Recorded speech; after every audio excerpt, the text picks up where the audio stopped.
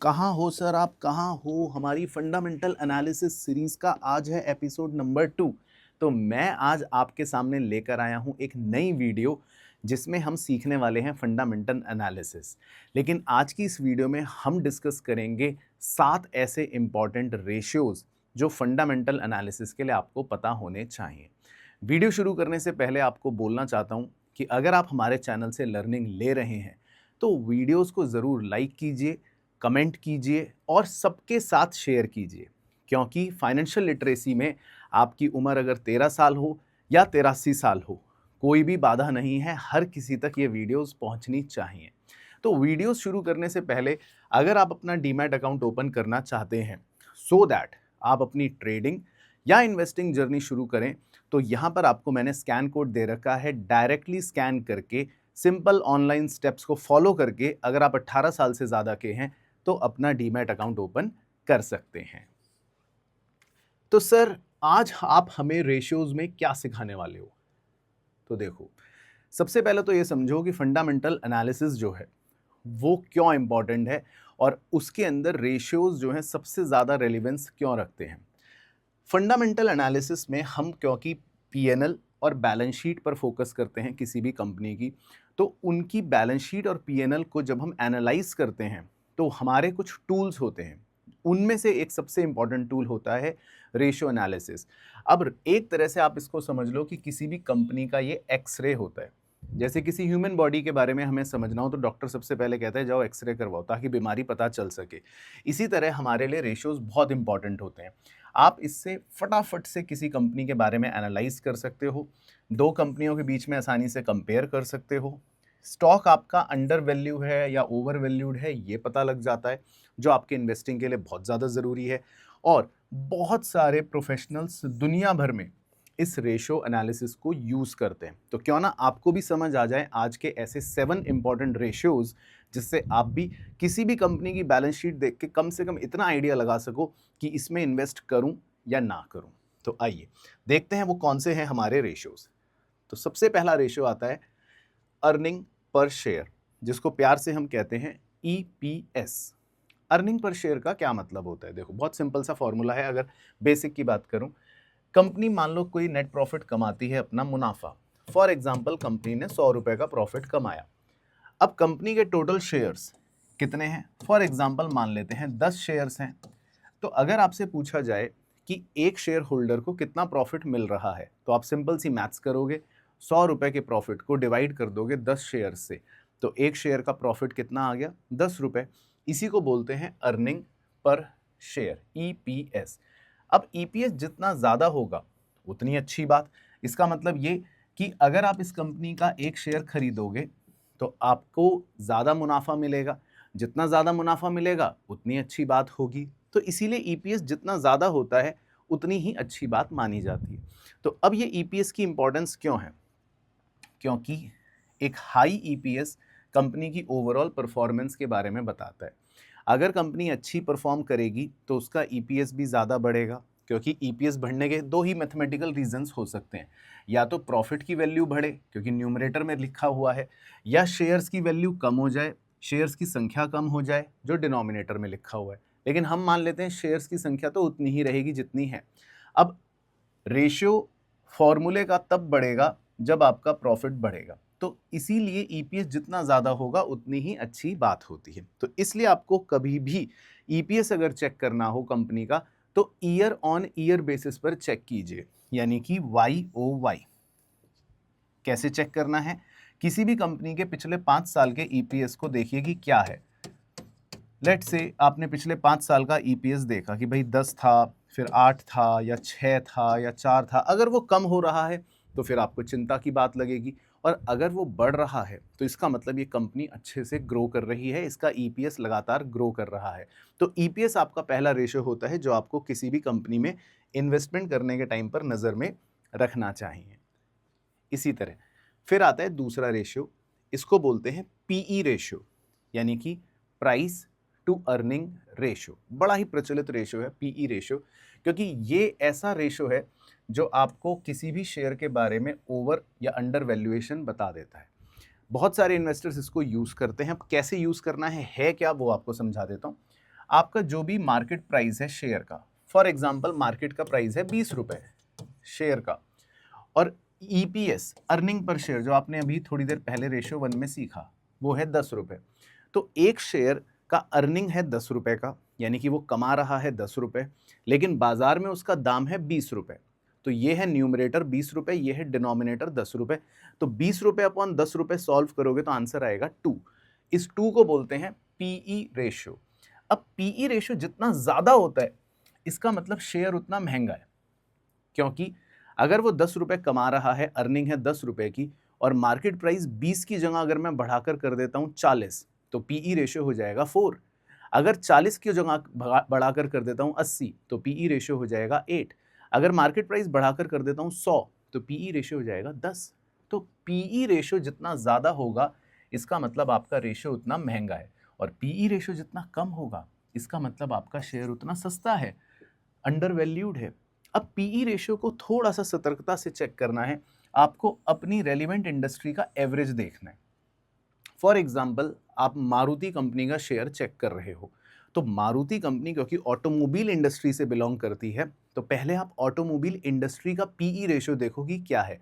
फर्ज करें, एग्जाम्पल के तौर पे बोल रहा हूं, एज्यूम करें ऑटोमोबाइल इंडस्ट्री का मान लेते हैं पीई रेशियो है 12, और मारुति कंपनी का पीई रेशियो है थोड़ा सा कम, तो उससे आपको एक अच्छा लगेगा कि हाँ ये कंपनी का अभी शेयर का दाम थोड़ा सस्ता है। और यही अगर कंपनी का शेयर का दाम 12 से ज़्यादा है, पीई रेशियो 12 से ज़्यादा है, तो आपको लगेगा कि इंडस्ट्री का एवरेज तो 12 है, इसका पीई थोड़ा सा ज़्यादा है, तो वो शेयर इसका मतलब महंगा है, अभी ओवर वैल्यूड है।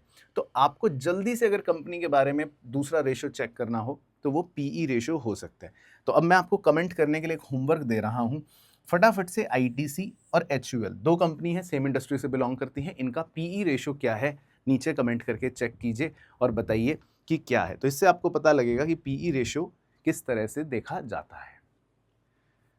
तीसरा रेशियो होता है बहुत ही इंपॉर्टेंट, इनफैक्ट चौथा और तीसरा दोनों ही इंपॉर्टेंट है। ये बताते हैं कंपनी की एफिशिएंसी, आरओई, यानी कि रिटर्न ऑन इक्विटी। जिन बच्चों को नहीं पता इक्विटी का क्या मतलब होता है, तो देखिए मेरे प्यारे इन्वेस्टर्स, इक्विटी का मतलब है एक तरह से शेयर होल्डर का पैसा, या कंपनी में लगा हुआ मालिक का अपना पैसा। और मालिक के अपने पैसे का मतलब है, सिंपल भाषा में अगर आपको समझाऊं, तो एक तो जो कैपिटल होती है और जो उसके पास रिजर्व्स होते हैं या प्रॉफिट्स होते हैं, उसे बोलते हैं अपना पैसा। तो मान लेते हैं कंपनी में 500 रुपए लगे हुए हैं शेयर होल्डर के, कैपिटल और रिजर्व मिलाकर, इसके बोलते हैं शेयर होल्डर इक्विटी।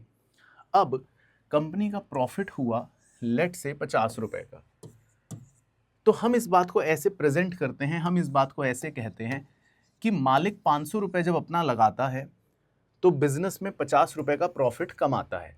तो अगर इसको परसेंटेज की भाषा में कहूं तो इसका मतलब हम 10% प्रॉफिट कमाते हैं अपने पैसे पर। तो इसको इंग्लिश में रेशियो की भाषा में कह देते हैं रिटर्न ऑन इक्विटी। रिटर्न मतलब मुनाफा, इक्विटी मतलब शेयर होल्डर का पैसा। ये हो गया फॉर्मूला। अब ये क्या है? ये सिंपल सा आपको ये बताता है कि कंपनी कितनी एफिशिएंट है, कि भाई अगर मैं 500 रुपए लगा रहा हूं किसी भी बिजनेस में तो मैं कितना मुनाफा कमा रहा हूं। अगर 50 रुपए कमा रहा हूं तो ठीक है भाई, 10% कमा रहा हूं। अगर मान लो मैं 100 रुपए कमा रहा हूं तो इसका मतलब मैं तो 20% कमा रहा हूं। और सोचो ऐसे हाइपोथेटिकली, मान लो आप 500 रुपए प्रॉफिट कमा रहे हो, तो ये तो मजा ही आ गया। आपने एक ऐसे बिजनेस में इन्वेस्ट कर रखा है 500 रुपए, जो 500 रुपए लगा रहे हो और 500 रुपए ही मुनाफा दे भी रहा है। तो मतलब ये हाइपोथेटिकल फिगर्स हैं। तो ये रेशियो कंपनी की एफिशिएंसी बताता है कि आप कितना रिटर्न दे रहे हो, है ना। तो जितना ज़्यादा होगा उतनी अच्छी बात है। तो हर कंपनी का आरओई आपको ज़रूर चेक कर लेना चाहिए। आइडली इंडस्ट्रीज़ में 15% आरओई को एक अच्छा स्टैंडर्ड माना जाता है कि ठीक है, आप 100 रुपये इन्वेस्ट करो, 15% ब्याज मिल रहा है अगर, या रिटर्न मिल रहा है, तो ये बहुत अच्छा है, क्योंकि इतना रिटर्न आपको एफडी में या कहीं और नहीं मिलेगा। तो इसको इसलिए एक अच्छा आइडियल आरओई माना जाता है। फिर इसी का ही बड़ा भाई होता है आरओसीई। सेम कॉन्सेप्ट है, सेम कहानी है। इसमें भी हम रिटर्न यानी कि प्रॉफिट देखते हैं, लेकिन इस बार जो डिनोमिनेटर होता है उसमें हम शेयर होल्डर की इक्विटी के साथ साथ, यानी कि शेयर होल्डर की जो इक्विटी थी पिछले एग्जांपल में, मान लो 500 रुपए, यानी कि जो मालिक का अपना पैसा है, उसके साथ साथ हम बोरोइंग्स का पैसा भी जोड़ लेते हैं। कि चलो 500 रुपए तो हमने अपना पैसा लगा रखा है और फर्ज करते हैं कि हमने उधार ले रखा है, डेट ले रखा है 1000 रुपए का, तो इसका मतलब बिजनेस में तो हमने टोटल 1500 रुपए लगा रखे हैं। ओह, और ये बिजनेस हमें 100 रुपए कमा के दे रहा है। इस कमाई को इंग्लिश में कहते हैं earnings before interest and tax, short में बोलते हैं EBIT। सरल भाषा में आप समझ लो प्रॉफिट, ज्यादा टेक्निकल नहीं। तो एक तरह से आपने एक कंपनी में 1500 करोड़ रुपए लगा रखे हैं, जिसमें 500 करोड़ अपने हैं, 1000 करोड़ बोरो करके लगा रखे हैं। तो 1500 करोड़ की कैपिटल यानी पूंजी इंप्लॉय करने के बाद, लगाने के बाद आपको रिटर्न मिल रहा है 100 रुपए का। तो ये बोलते हैं ROCE। ये भी बड़ा इंपॉर्टेंट रेशियो होता है, क्योंकि ये कंपनी की ओवरऑल एफिशिएंसी बता रहा होता है कि हम अपने कैपिटल को कैसे यूज कर रहे हैं। जितना ज्यादा होगा उतनी अच्छी बात, जितना ज्यादा होगा उतनी अच्छी बात। हाँ, अब ये वाला रेशियोज ऐसी कंपनियों में ज्यादा थोड़ा रेलिवेंस रखता है जो हैवी कैपिटल कंपनीज है, जिसमें पूंजी ज्यादा लगती है, जैसे ऑटो इंडस्ट्री हो गई, इंफ्रा इंडस्ट्री हो गई। तो हम इन कंपनियों का आपस में कंपैरिजन करते हैं कि किसका ROCE ज्यादा अच्छा है, क्योंकि पूंजी तो सबने लगा रखी है, पैसा तो सबने लगा रखा है, पर उससे रिटर्न जो मिल रहा है वो कौन ज्यादा ऑब्टेन कर रहा है, इसको बोलते हैं ROCE। तो आई होप आपको यहां तक 4 रेशियो अच्छे से समझ आए होंगे। अब आते हैं एक बड़े ही इंटरेस्टिंग रेशियो में, इसको बोलते हैं डेट इक्विटी रेशियो। अब ये क्या बताता है? ये बड़ी ही इंटरेस्टिंग चीज बताता है। अब अगर आप मेरे एग्जांपल्स को ध्यान से सुन रहे हो, तो हमने अभी तक देखा कि 500 करोड़ रुपए हमने अपना पैसा लगा रखा है बिजनेस में, लेकिन हमने बोरो कितना करा, उधार कितना है, डेट है यानी कि बोरो कर रखा है 1000 करोड़ रुपए। तो इस बिजनेस में अगर आप ध्यान से देखो, 500 करोड़ रुपए मालिक अपना लगा रहा है, लेकिन 1000 करोड़ रुपए का मालिक बोरो कर रहा है, पैसा लोन ले रहा है, डेट ले रहा है। तो इसी को हम रेशियो बना देते हैं, डेट को न्यूमरेटर में रखते हैं, इक्विटी को डिनोमिनेटर में रखते हैं। तो रेशियो का नाम बन जाता है डेट टू इक्विटी रेशियो। अब ये डेट टू इक्विटी रेशियो आपको ये बताता है कि भाई इसका मतलब 2 रुपए जो हैं वो बाहर के उधार के लगे हुए हैं, तो हर 1 रुपए के बदले में 2 रुपए उधार के यानी बोरो के हमने इस बिजनेस में लगा रखे हैं। अब ये जितना ज्यादा होगा तो उतना खतरनाक बात है, क्योंकि इसका मतलब ये बिजनेस उधार के पैसों पर ज्यादा चल रहा है। और ये रेशियो जितना कम होगा उतनी थोड़ी सी सेफ्टी वाली फीलिंग होगी कि यस, मालिक ने इसका मतलब अपना पैसा ज्यादा लगा रखा है। तो ये रेशियो आपको बड़ा ही इंटरेस्टिंग एक फाइनेंशियल रिस्क बता देता है किसी भी कंपनी के बारे में। अगर ये रेशियो ज्यादा है तो इसका मतलब थोड़ा रिस्की है मामला, और रेशियो थोड़ा सा कम है, 1 से भी कम है, और जितना कम है इसका मतलब उतना सेफ्टी है आपके लिए, है ना। तो debt to equity ratio generally आपको देखना चाहिए।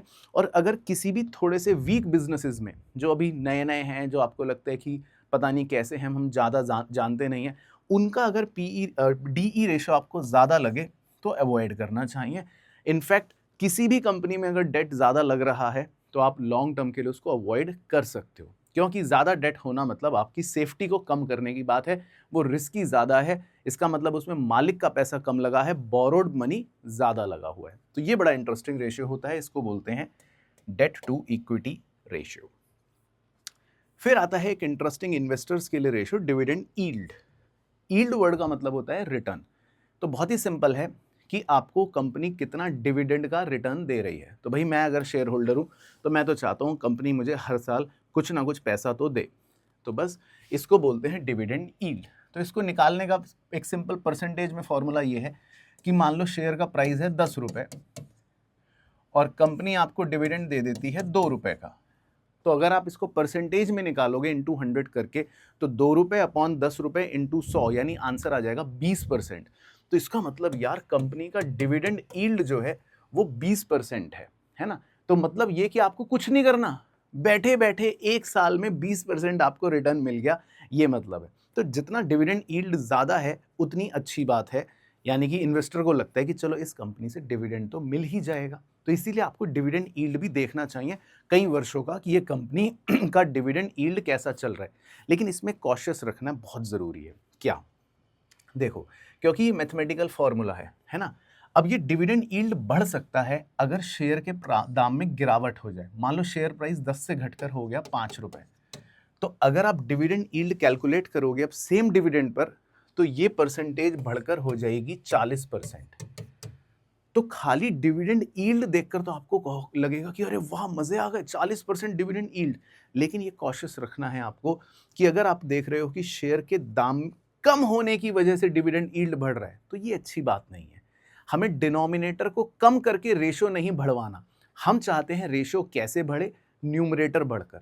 यानी कि शेयर का दाम तो उतना ही है या शेयर का दाम भी बढ़े पर डिविडेंड ज्यादा दे कंपनी, तो न्यूमरेटर की वैल्यू बढ़ने पर आंसर बढ़ना चाहिए। ये हमारे लिए बहुत इंपॉर्टेंट है। तो डिविडेंड यील्ड जब आप यूज करो तो ये छोटा सा कॉशन जरूर रखो। बाकी लॉन्ग टर्म इन्वेस्टर्स के लिए बड़ा ही अच्छी एक टूल होती है। आप किसी भी कंपनी के 5 साल 8 या 10 साल का डिविडेंड यील्ड की हिस्ट्री देखो तो उससे आपको पता लग जाएगा कि ये कंपनी वाकई में अच्छी है या नहीं है। तो डिविडेंड यील्ड भी एक बड़ा ही इंपॉर्टेंट रेशो है। और आखिरी रेशो होता है बहुत ही इंपॉर्टेंट, अगर आप एक कह सकता हूं ग्रोथ ओरिएंटेड इन्वेस्टर हो कि बस मुझे तो ये जरूर ऐसी कंपनी में इन्वेस्ट करना है जो आगे ग्रो कर सकती है, तो इसको बोलते हैं FCF, फ्री कैश फ्लो। तो अगर आपने कभी अपने जीवन में कैश फ्लो स्टेटमेंट चैप्टर पढ़ा होगा तो शायद आप रिलेट कर पाओगे। सिंपल भाषा में भी समझा दूंगा। इसका मतलब ये होता है कि कंपनी देखती है कि हमारी ऑपरेटिंग एक्टिविटीज से कितना कैश आया, है ना। यानी कि इंग्लिश में बोलते हैं cash flow from operating activity, मतलब रोजमर्रा के कामकाज से कितना पैसा आया और उनमें से कितना खर्च कर दिया हमने कैपिटल एक्सपेंडिचरों में। इसको शॉर्ट में बोलते हैं कैपेक्स। कैपिटल एक्सपेंडिचर मतलब अभी एग्जांपल दूंगा कि मशीनें खरीद ली, इक्विपमेंट खरीद लिया, ये सब खर्चे कर दिए, तो उसके बाद भी जो कैश आपके हाथों में बच गया वो आपकी ट्रू प्रॉफिटेबिलिटी दिखाता है। तो ये एक बहुत बड़ा मतलब रेशियो होता है। किसी भी हेल्दी बिजनेस की पहचान करनी हो तो FCF देखो कि उसके हाथ में कितना कैश है। तो एक एग्जांपल लेकर समझाता हूं आपको। देखो फॉर एग्जांपल एक कंपनी है, उस कंपनी का ऑपरेटिंग कैश फ्लो हुआ फॉर एग्जांपल 1000 करोड़ का, यानी कि रोजमर्रा के कामकाज से वो कैश फ्लो उसके पास आया 1000 करोड़ का, ठीक है, ऑपरेटिंग एक्टिविटीज से। और 400 करोड़ रुपए मान लो उसने खर्च भी कर दिए मशीनें खरीदने में, इक्विपमेंट खरीदने में, बिल्डिंग खरीदने में, ये सब कैपेक्स। तो तब भी उसके पास cash flow FCF, free cash flow बचेगा 600 करोड़ का। अब वो ये 600 करोड़ कंपनी के पास है जो किसी भी इस्तेमाल में वो कर सकती है यूज। तो ये FCF जो होता है ये आप बहुत सारी इंडस्ट्री को कंपेयर करके, कंपनी को कंपेयर करके देख सकते हो। तो इससे आपको एक और सेफ्टी मार्जिन मिल जाएगा और ग्रोथ के लिए बड़ा अच्छा होता है कि इसका मतलब कंपनी के पास खर्चे करने के बाद भी, मोटे खर्चे करने के बाद भी 600 करोड़ रुपए बच रहे हैं। अब ये कहीं पर भी अपने एक्सपेंशन में इसको यूज कर पाएगी। तो ये होता है FCF। चलो, तो सातों रेशियोज आई होप आपको अच्छे से समझ आ गए होंगे। तो एक चीज बस ध्यान रखना, आई होप आपकी फंडामेंटल एनालिसिस की ये वीडियो बहुत काम की होगी अगर आप इसको तरीके से यूज करते हो। पहली बात तो ये कि सारे रेशियोज जो हैं कंबाइन करके यूज करना, इससे अच्छा और फायदा मिलेगा। खाली एक रेशियो के बेसिस पर डिसीजन नहीं लेना, जितने रेशियोज आपको सिखाए उन सबको कंबाइन करना। जब सेटिस्फैक्शन सब में मिले तो आपका कॉन्फिडेंस और बढ़ जाएगा इन्वेस्ट करने के लिए। कंपैरिजन जरूर करना, ऐसा नहीं कि एक कंपनी देखी जिसका सब कुछ अच्छा लग रहा है और इन्वेस्ट कर लिया। बहुत सारे कंपैरिजंस करना अलग अलग कंपनियों के और हर कंपनी के इंडस्ट्री एवरेज के साथ, ताकि आप best of the best pick कर सको।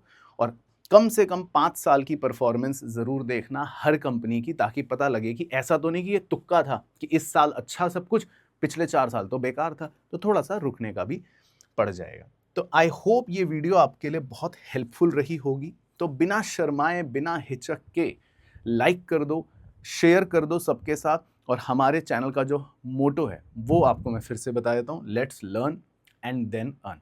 चैनल को जरूर सब्सक्राइब कर लेना अगर अभी तक नहीं करा है।